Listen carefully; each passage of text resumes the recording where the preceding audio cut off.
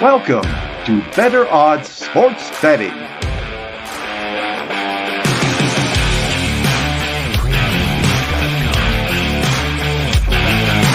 Here's our hosts, Kiev O'Neill and Kyle Hunter.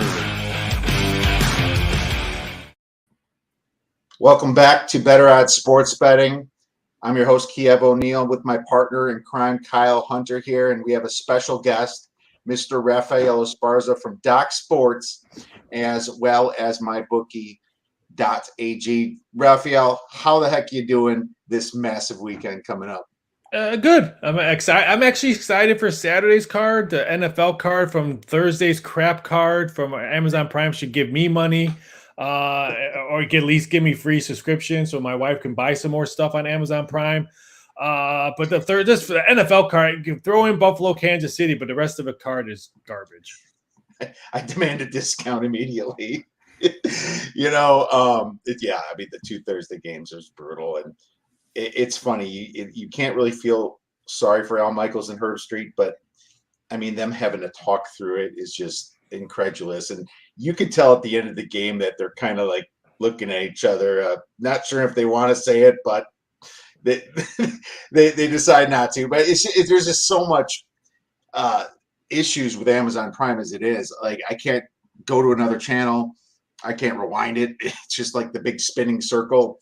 So I'm not a big fan. I understand that the NFL, though, thinks that it forces you to watch the advertisements. I'm guessing maybe that might be one of the angles, Raphael.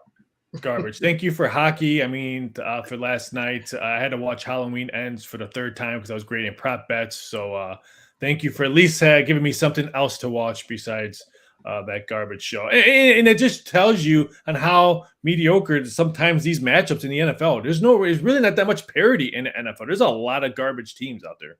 Oh my God, I can't wait to get into that. And yeah, there is NFL is certainly strange this year. But the good news is we have a massive college football slate. This is the best week of the year so far, by far. And that's why I'm so happy to be back here after missing last week on vacation to talk about some of this stuff. Huge games coming up. But Kyle, before we get into that, I'd like to just mention not a ton of weather this weekend, but this is the time, isn't it, where you kind of start wanting to look at that forecast as it gets colder and windier and rainier in some of these states. Yeah, absolutely.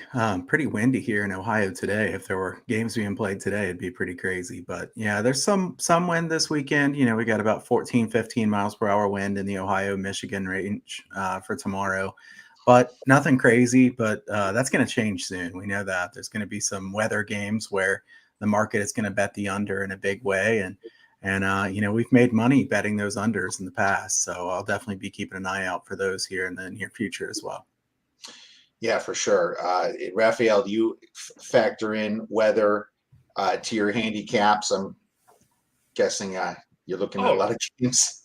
Yeah, especially in college football. I mean, Big Ten, we'll put it on there, is the garbage time slot of the year. But sometimes that wind could be blowing at noon. And that wind coming off the lake, if you're close to Lake Michigan, like Michigan is, and stuff like that. I look at that, especially, and if the lake game, if you look at Hawaii, sometimes they get that downpour. If they can get a quick downpour early evening, that field could be also good because that drainage in Hawaii is not the best drainage in that stadium. So yeah, always looking at weather. Yeah, for sure. It's funny. Right in the beginning of the season when I'm firing on the openers, not so much looking at them, caring about line value.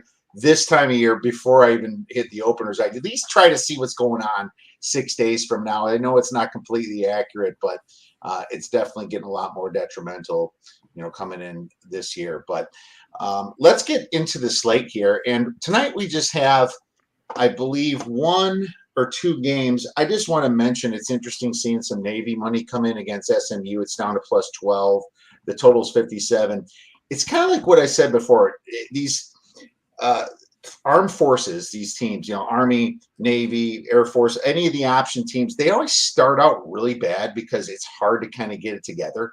But when they get rolling, they almost turn into a completely Jekyll and Hyde situation here. Much different. If you looked at this line week 1 or 2, I think SMU might be a 3-touchdown favorite. Now it's kind of creeping down. And I agree with that line movement, Kyle. Anything real quick on tonight?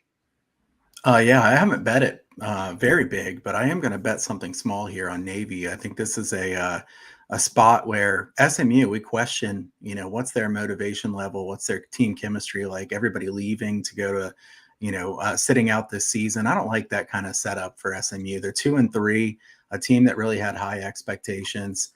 We know Navy's going to play hard. They're always up for the game.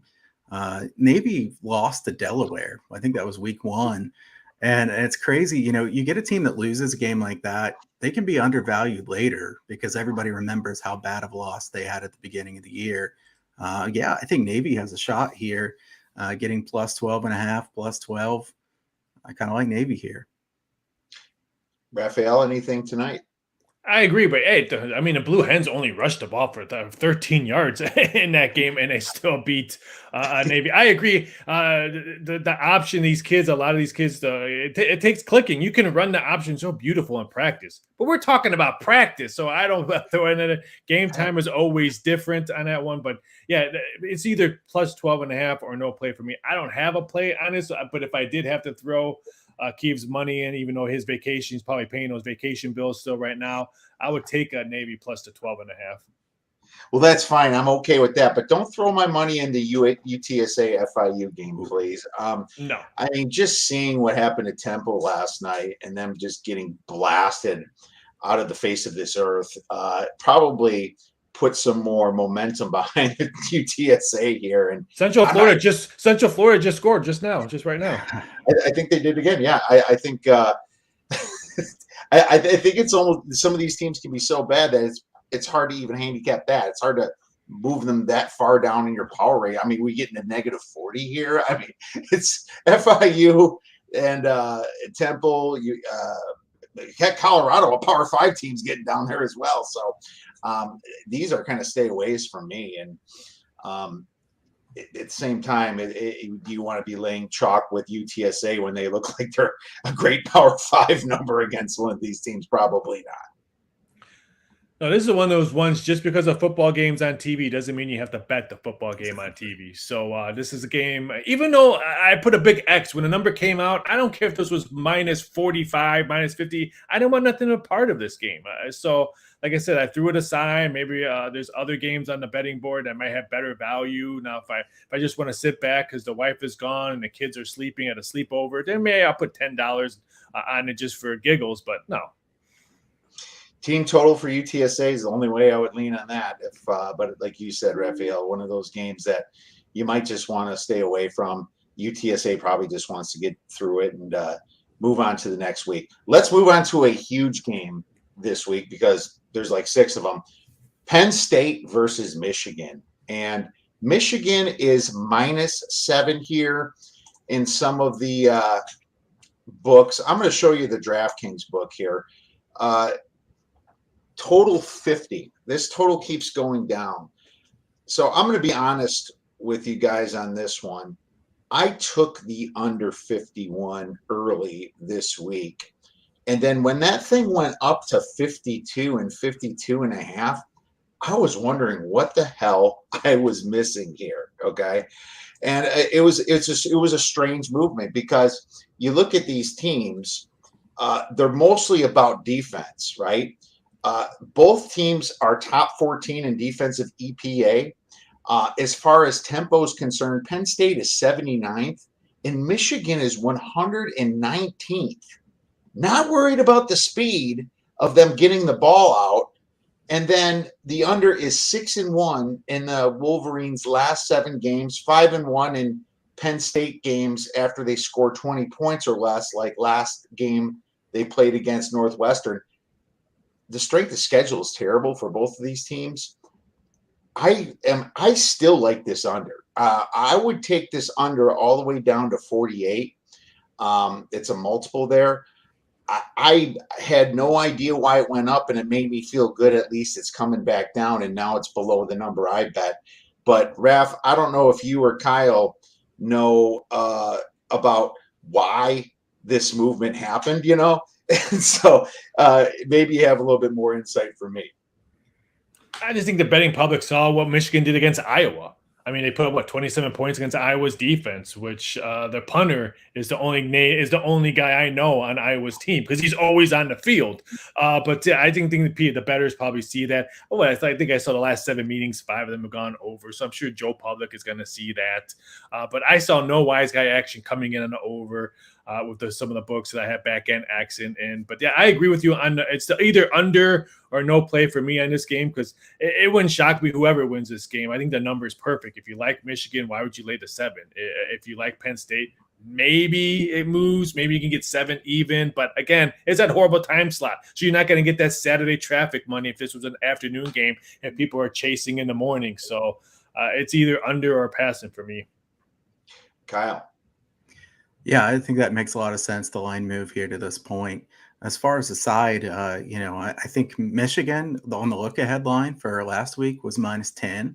And then Michigan didn't play very well at all against Indiana. So a big adjustment. I do think 7's about right, honestly. Penn State's secondary is elite. They're really good. I don't expect Michigan to throw the ball much here in this one for much success, but Blake Corum and company probably have some success running the football here. Michigan, like you said, Kiev, has played a lot slower now that they have a new offensive coordinator. So definitely something to adjust to there. 2 teams do have really good pass rush. I think both teams get to the quarterback very well. The difference is Michigan's offensive line is very good. Penn State, while they are improved on the offensive line, there's still a weakness. I think both of these coaches have done really well ATS-wise. Franklin's 74 and 56 ATS all-time, and Harbaugh's 71 and 60. Harbaugh's been a good second-half coach when they have the lead. I don't know that this is a game where Michigan can get much distance. So Harbaugh likes to run the score up when he can. I just don't know that he'll be able to run the score up in this one. Penn State, both Penn State and Michigan, I think we should be fair and say they really haven't played a good schedule. I mean, you look at the 2 teams that Penn State at Auburn usually looks like a good win, but Auburn's not the team that they usually are.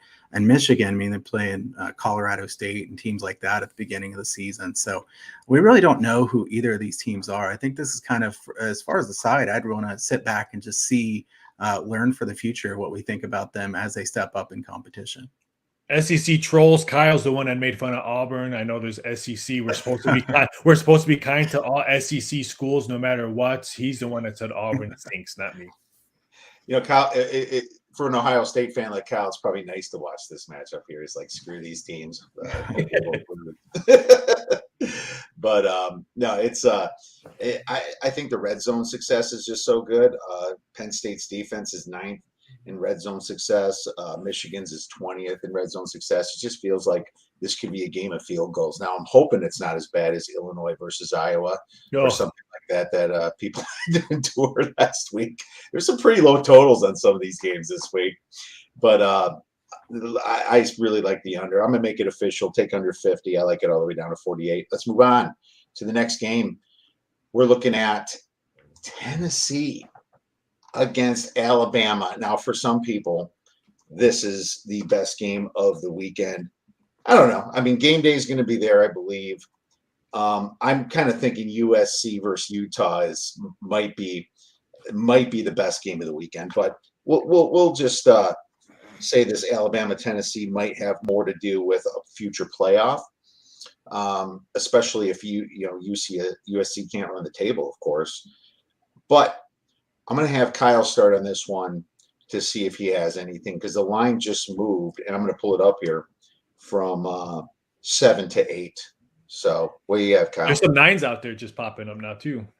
Yeah, definitely. 9s at several shops now at this point. I think this is telling us that somebody thinks Bryce Young's going to play in this game. I did assume Bryce Young would play in this matchup. Now the question is he 100%? Because it was his throwing shoulder, I believe. So this is not a great spot for Alabama. However, I kind of wish that Alabama would have blown out Texas A&M last week, so that then we would have gotten Tennessee plus 11 or something like that here. Because the fact that Alabama played so poorly last week, it feels like so many people are like, this is the spot Alabama loses. I'm a bit cautious about that because it feels so popular to say that at this point. Having said that, my number with a healthy Bryce Young was 8.5. I'm assuming he's not going to be 100% healthy, even if he does play here. And you guys know the drop off from him to Milroe, especially in the passing game, is a massive drop off. And that's really key here because Tennessee's secondary is their weakness. And Tennessee is very good against the run. They got to be able to throw the ball downfield, does Alabama, to have success here, to be able to keep up, because I do think Tennessee is going to score points. Hendon Hooker, that offense, really efficient. I think Tennessee is going to put up points. The question is, how many are they going to give up? Now, Tennessee has a lot of injuries. Their safety was in some legal trouble. I'm not sure if he's going to play here or not. He is actually. He's punished greatly for the UT Martin game. So, what a punishment! Okay, yeah, he's never going to screw up again now that he's in the yes, I'm sure. Yeah, okay.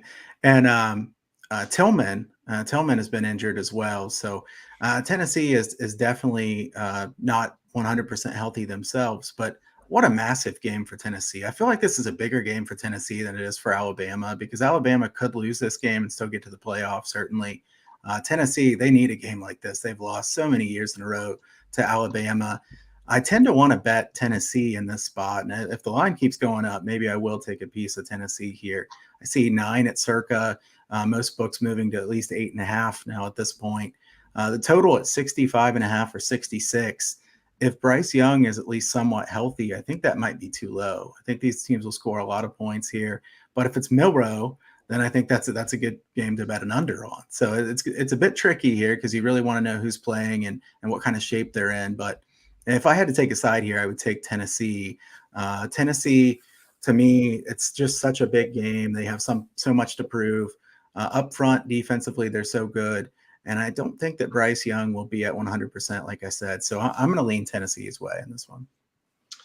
All right, Raphael, do you agree with Kyle leaning on the Tennessee side?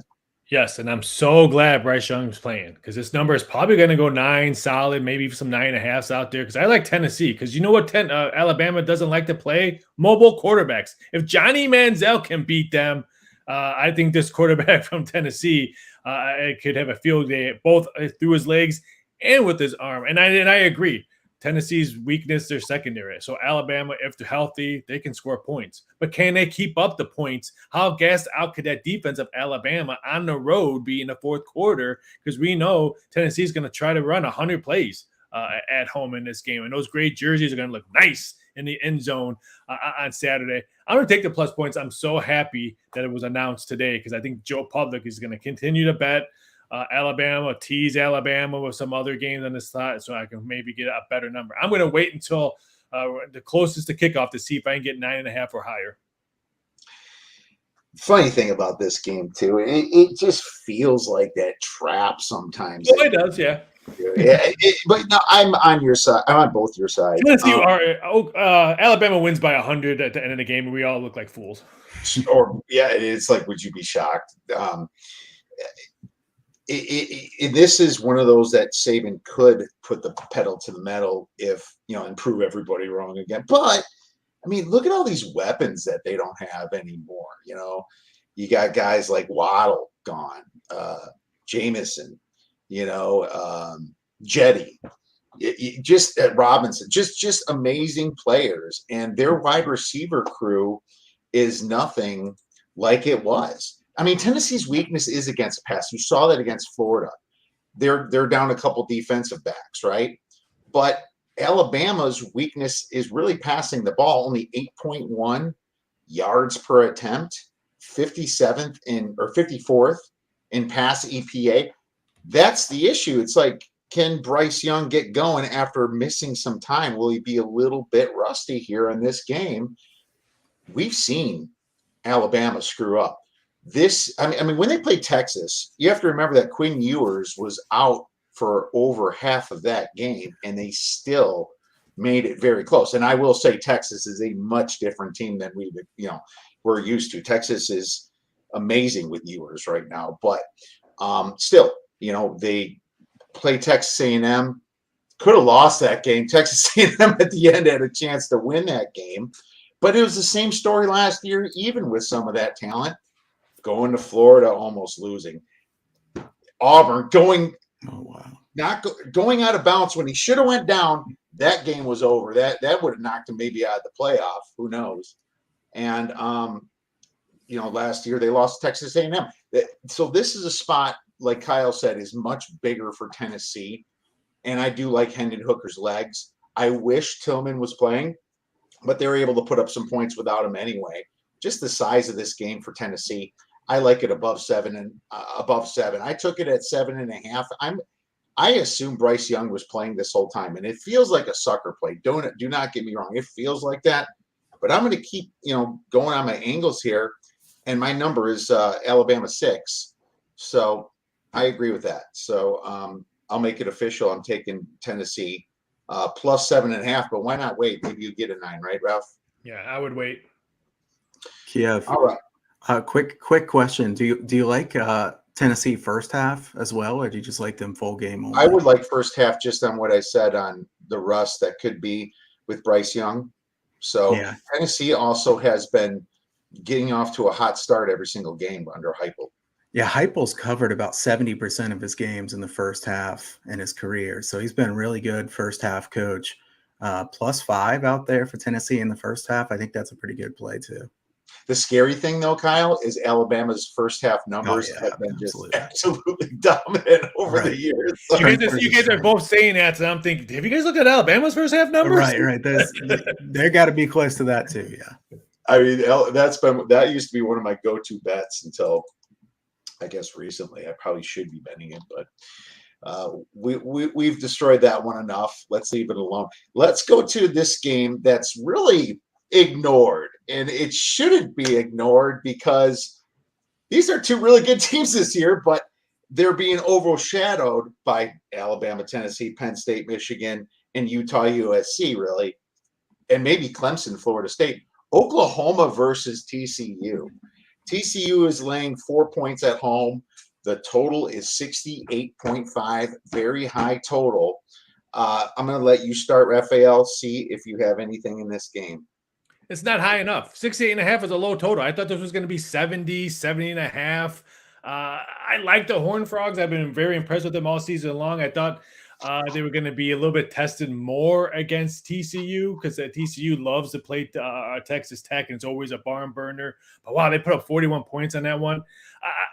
The number's perfect. I thought maybe TCU 3.5 is now 4 right now. I matched with the number I made. But again, I think there's value on this total. We're going to see a lot of points scored on this one. I made it 70.5. I thought the books would put up 69 and get all the way up, but they put up 68, got bet up to 68.5.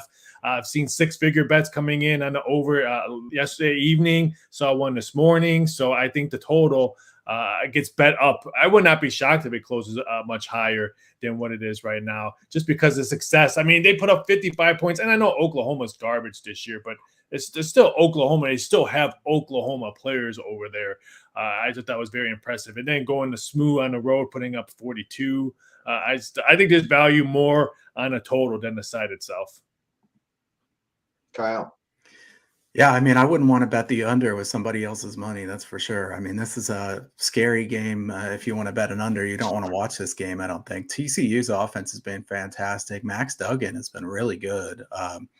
This TCU offense is second in the country in explosiveness, 21 plays of 30 yards or more already this year. Horned Frogs been amazing. And the important point about this is some people think Oklahoma State and think great defense because that's what they had the last couple of years. They've really dropped off a lot defensively this year. Gave up a bunch of points against Central Michigan. I know they were way ahead in that game, but they also gave up a lot to Texas Tech. Texas Tech outgained them by quite a bit last week. And I think Oklahoma State in general might be a bit overrated. I think TCU would be the side I'd take here if I had to bet a side. Like Raphael said, I honestly wish that this line was 3 or 3.5 because 4 seems about right. But having said that, Oklahoma State just 3.48 yards per carry in their 2 Big 12 games on offense. The line ranks 81st in run blocking grade. So their offensive line has been holding them back. I think Oklahoma State does score points here in quite a big fashion because honestly, they're playing so fast that there's going to be a lot of possessions in this game. TCU is going to score quickly, big plays on offense. Mike Gundy has been great covering the spread in his career, just about exactly 60%. So betting against him in general has been a bit scary. He has won a lot more as a favorite against the spread as an underdog, just 52%. The one edge that really Oklahoma State has is special teams. Maybe that makes a big enough difference here, but I just don't think Oklahoma State defensively is nearly good enough. They're 94th in total EPA against the pass so far this year, 56th in yards per play allowed. This was a top 5 defense in the country the last couple of years, and here they've dropped off that much. Very different team. I would only bet the over if I had to bet a total, and I lean TCU as well. Yeah, looking at this total, I would have expected a lot higher too, Raph. And I think the odds makers set it low from the start just based upon the strange tempo that TCU has, ranking 95th at 27.7 seconds per snap. I think that's way higher in reality because, and I've done this with Maryland before and found, some value by doing this. You look at how these games go. If there's blowouts, then you have to understand that a lot of this data is a little off because they're slowing it down at the end of the game. Sonny Dykes, we all know, is a fast-paced coach.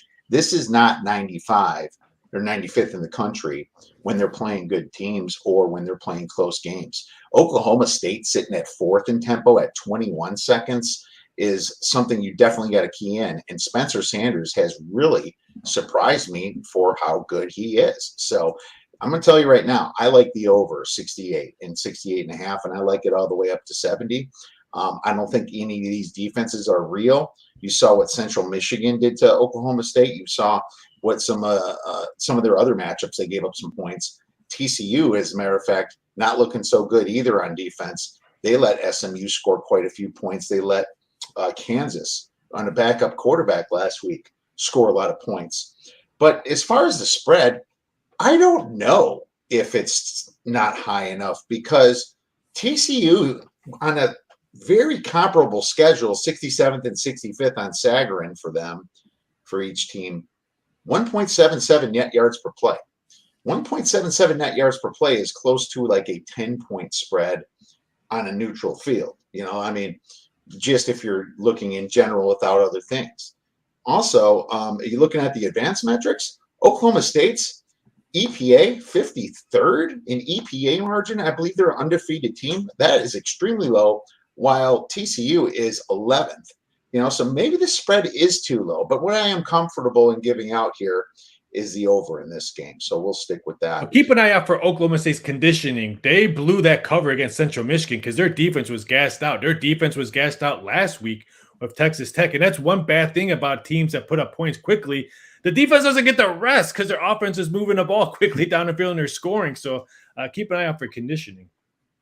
Yeah, for sure. Keep her out for conditioning. That was a 41-31 game last week. So the conditioning really kicks in the second half too. So, when I like to sometimes look at unders, I like to look at the first half in case they start gassing off. So just my thoughts on that one. Well, we have a few minutes to do NFL before we get into our most likely dog to win outright. So let's get into the Sunday night game. I believe Dallas is traveling to Philly, and that's going to be the spread's interesting. It's went up a little bit towards Philadelphia, and I'll put this on my screen here. The number is 6.5 still in DraftKings, minus 6.5. Total is 42. Pretty low total to be laying points here. Kyle, I'll let you get started on the Sunday night special. Yeah, Dallas's defense has been so good. You have to give the new defensive coordinator a ton of credit. I think they're really well coached on that side. Dallas has been able to take advantage of the fact that they've played a lot of weak offensive lines. If you look at their schedule, who's the good offensive line that they've played so far? They take advantage of offensive lines like the Bengals, the Rams haven't been very good on the offensive line. Now they go up against the Eagles, who probably have the best offensive line in the NFL, at least top 3. The question is, Cooper Rush, is he good enough against a good team? Cooper Rush has kind of proven me wrong. I didn't think he was that good of a backup when he first came in, and he's played very well. However, last week against the Rams, they really didn't do anything on offense. That was a Dallas game that was won by the defense and special teams. I think here 6.5 is getting too high for me to want to bet the Eagles, but I'm a bit cautious of wanting to bet the Cowboys in a spot where I think they're really stepping up in competition. My strongest lean in this game is probably the under. I think the Eagles run a lot here in this game. Dallas doesn't want to play very fast, I wouldn't think, in a game like this. Cooper Rush, I don't think he'll have a lot of success against the Eagles. Like I said, I've been wrong before about Cooper Rush, so maybe I'll be wrong here too. I don't think I'm going to bet this game, guys, so I hope you guys have something stronger, but I'll just say a lean to the under for me. Raphael, you have anything strong for us, buddy? I did make some prop bets on this one. What would happen first? Cooper Rush loses the game, or Cooper Rush throws an interception in the game? Because he hasn't thrown one all year yet. I lean towards the Cowboys because that defense is just so impressive. I mean, we're all talking about the 49ers defense. But this Cowboy defense is the reason why they're winning games. They're just telling Cooper Rush, just don't lose the game. Just don't do any horrible turnovers. Throw a pick here. If there's nothing there, throw it out of bounds or throw it to the running back or whatever. Just don't do anything stupid because they're winning games on D. My twin brother, huge Cowboy fan, called off work already for this game, so he's going to sit back and watch it. So I'm going to try to give him good vibes. I'm hoping and praying to the gambling gods that it moves to 7. If Joe Public moves it to, if it goes to 7, I think I'm jumping all over the boys. But as of right now, it's a pass for me. But again, I'm praying that it does go to +7. This defense, fun to watch. And I'm not saying the 49ers defense is not fun to watch either, but who would have thought the Dallas D would be winning games? I didn't think that coming into the season. That's right. I remember like the Bengals being 7.5, 8 points after they lost Dak. I had to play the Cowboys there. And then I'm like, this would be interesting. I bet you a lot of people are on Cincinnati for their survivors. And I'm like, wait a second. I could see Cincinnati losing. And they lose this game. It was just insane. And then all of a sudden the Cowboys rip like 3 in a row. And I like to say maybe it's McCarthy, but I know better than that. I don't think he's this great coach or anything. And I think it's Cooper Rush not turning the ball over for sure. And this defense ranks one of the top in opponent yards per point, 21.6. That's very efficient. But here's my issue here. Raph, how good are the Rams? Above average, average, or below right now? Below. I mean, their quarterback needs Tommy John surgery or something because his passes are just not snapped. They have no snapping. It's nothing. It looks like Drew Brees in his 40s out there throwing passes. So I'm going to say below average right now. And OBJ is not going to fix the Rams, people.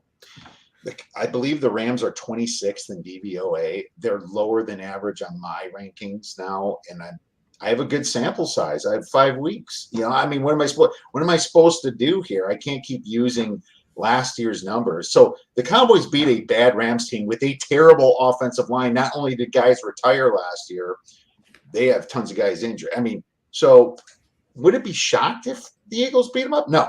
My pure number has this a 4-point spread, though. So I'm with you, Ralph, here. If it gets to 7, it's probably a play.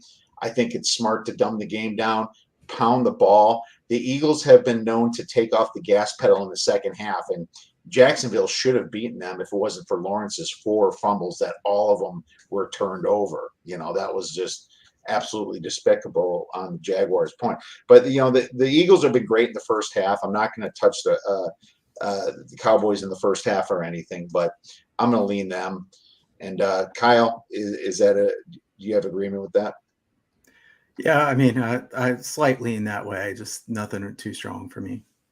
Okay, let's move on to the Monday night game.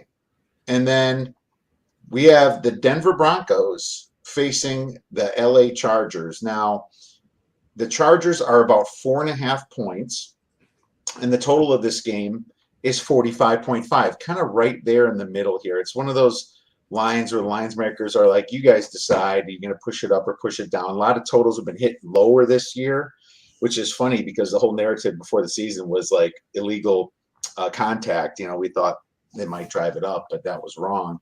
But, I mean, this has came down a little bit, but Denver's very, very injured.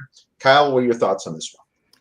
I was kind of hoping you were going to call the audible and we are going to talk about the Bills and Chiefs instead of this one. I wish we were, my man, but no, I mean, I think I kind of like the over here. Denver's offense has to be at least somewhat better than what they've shown.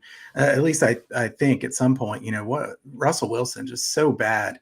The Chargers offense, I think, is going to be able to score on most teams that they play this year. 45.5, pretty low. I don't like a side very much here. Like I said, I think the total may be a bit too low. Herbert has looked pretty good. Honestly, the Chargers losing that game last week to the Browns, winning that game the way that they did, trying to give the game to the Browns with going forward on their own side was just a crazy game. I think 4.5 is about right on the side. Like I say, I think 45.5 is a bit too low for a Chargers game total. So I'll take the over here. All right. I know Raf's got to go soon, so I'm just going to say Broncos 10 days to prepare. I know they're banged up. Russell Wilson seems to keep these games close, as I really like the Broncos defense here. I'm going to lean taking the points here with the Broncos at 4.5. I also don't buy the Chargers having a good home field advantage. Matter of fact, I'd rather bet the Chargers on the road, Raf. I want nothing to do. Russell Wilson's the most overrated quarterback on a roster right now. I didn't think he was creme of the creme when he went to Denver. He hasn't had a good season since he played for the Badgers. The only reason why we still talk about him because his wife is hot. But yeah, I want nothing to do with the Denver Broncos. The reason why, I think I was on your show, my Super Bowl pick was the Chargers. So I can't bash them and say, oh, give me Denver, give me Denver. I have Chargers winning the Super Bowl. So Russell Wilson, overrated. I think he's on one of my fantasy teams. I don't even look. I don't even know how to set it up. But give me the Chargers. I'll take the 4.5. But I do like the over, though, too. So I do agree with Kyle. All right. Well, hey, it's why we still talk about AJ McCarron is probably because of his wife as well. So let's get into our dog most likely to win. And I'm going to tell you right now, this was tough for me because it's just such a crazy week. And I'm just going to go with one that I see them winning or losing by a lot, and that's Florida State. It's around plus 145 to 150 right now. It's just a situation where their stats are better than Clemson, except for red zone stuff. And let's see if they can get over the hump. They know that they blew it last week. They should have beat NC State. NC State was blowing it too in a lot of ways. But, Florida State has been better and better. I'm not a big buyer in Uiagalelei. I don't think he's all that good of a quarterback. And I think that Clemson's been getting by a little bit with smoke and mirrors. I know Clemson's defense is very legit, but this is in Florida State. So I just think, at plus 145, I'm going to take it. I'm not even going to touch the spread in this. I'm either going to take the L for the loss because I really believe Clemson's either going to beat them by a lot or nothing. Raph? In honor of Bruce Sutter, who passed away today, I was going to maybe look at Old Dominion plus 11.5, but that was just way too many points for me. Even though Bruce Sutter did pitch for the Cardinals, but I still recognize him as a Cub. I'm going to take the New York Giants plus the 6 as my dog, just because when are we going to talk Barkley some MVP odds? It's give the running back some love. Not only is he probably going to win maybe comeback player of the year if he continues to stay healthy, give him some MVP love. He's playing quarterback, playing a Wildcat, and having success. I'm not sold on Baltimore. I wasn't sold on Baltimore this year at all. I just think maybe the contract talks with Lamar might be pressuring him all season long. I'm not sold on Baltimore. I like the Giants because of their run game, because of what they have been able to do with Barkley. And all what matters is winning, because the defense is playing much better because you're winning games. I bet you the locker room probably much improved because you're winning games. I like the Giants plus the points. Throw Dayball for Coach of the Year if that happens as well, because that's a fantastic job he's doing there. This is one game that's bugging me. I'm not gonna lie, it's bugging me. This 5.5 is just, it's trying to give me the vibe that people are unsure of the Ravens, and I've been unsure of the Ravens since they started. But they do get Tyus Bowser and a couple linebackers back, so you wonder if this is finally that game that the Ravens put the gas pedal down. But I love the play. It's at plus 205 right now. Kyle. Yeah, I'll keep it quick here. I like NC State against Syracuse here from my money line underdog. I think NC State is such better on defense than what Syracuse has been playing. And you remember Syracuse against Virginia tried to give that game away. Virginia, if they were good at all, would have won that game. I don't trust Garrett Trader I think Syracuse is a good defense. Their offense, I don't trust. NC State, tremendous defensively. I know they don't have Devin Leary, but Leary really hadn't been playing very good anyways. So I'm going to take NC State here in this game against Syracuse, thinking that they can pull the outright upset. All right, great stuff. Kyle, where can our viewers get your information? You can find all my work at huntersportspicks.com. You can also follow me on Twitter at Kyle Hunter Picks. Sign up for my free picks newsletter there at the top of the page on huntersportspicks.com. Ref?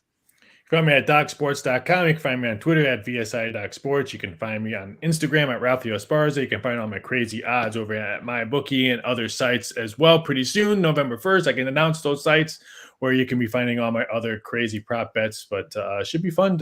Fun time of football world. NBA drops on Wednesday. Can't believe when a sport needs to end before a sport begins in my world. Crazy world for Raph.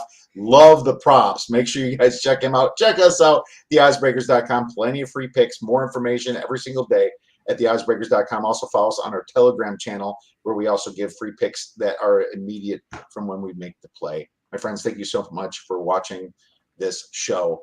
Have a great rest of your weekend. Go get some winners. Thank you for watching Better Odds Sports Betting.